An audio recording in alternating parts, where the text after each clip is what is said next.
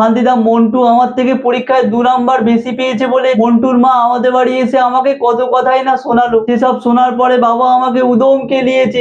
শান্তিদা, আমার সাথে আর ভালো কিছু হচ্ছে না গো। 50টা সেলফি নেওয়ার পরে বুঝলাম আমি শুধু মনের দিক থেকেই সুন্দর। কাছে না টাকা আছে, না গার্লফ্রেন্ড, না বাইরে কোনো সম্মান। আর রাস্তা দিয়ে হাঁটলে পাড়ার লোকেরা এমন করে তাকায় আমি যেন কোনো ক্রিমিনাল। শান্তিদা, আমি দিন দিন ডিপ্রেস হয়ে যাচ্ছি, আমাকে একটু হেল্প করো। আরে ছাড় পাড়ার লোকের কথা। এই পাড়ার লোকগুলো হয় ভাগাড়ের পচা মাংসের মতো, পেটে গেলেই পেট খারাপ। শোন, তুই যদি মোটা হোস লোকে বলবে তুই বেশি খাস, আর তুই যদি রোগা হোস লোকে বলবে সারা মানসিক রোগ। তুই যদি ভালো ড্রেস পরিস লোকে বলবে তুই সোয়াব করছিস, আর তুই যদি সিম্পল ড্রেস পরিস লোকে বলবে তুই গাওয়ার। তুই যদি বেশি কথা বলিস লোকে বলবে তুই বলো, আর তুই যদি কম কথা বলিস লোকে বলবে তুই বোরিং। দেখ, তুই ভালো করিস আর খারাপ করিস, লোকে তোকে নিয়ে সমালোচনা করবেই। তাই বাইরের লোকের সামনে চোখের জল ফেলা মানে বাঘের সামনে মাংস ফেলা। তাই শুনবি সবার, কিন্তু করবি নিজে। ঠিক বলেছো শান্তিদা। এবার বাড়ি যা, গিয়ে মন্টুর মাকে বল ছেলের চরকায় তো জং পড়ে গেল, তেলটা এবার ওখানেই দিন।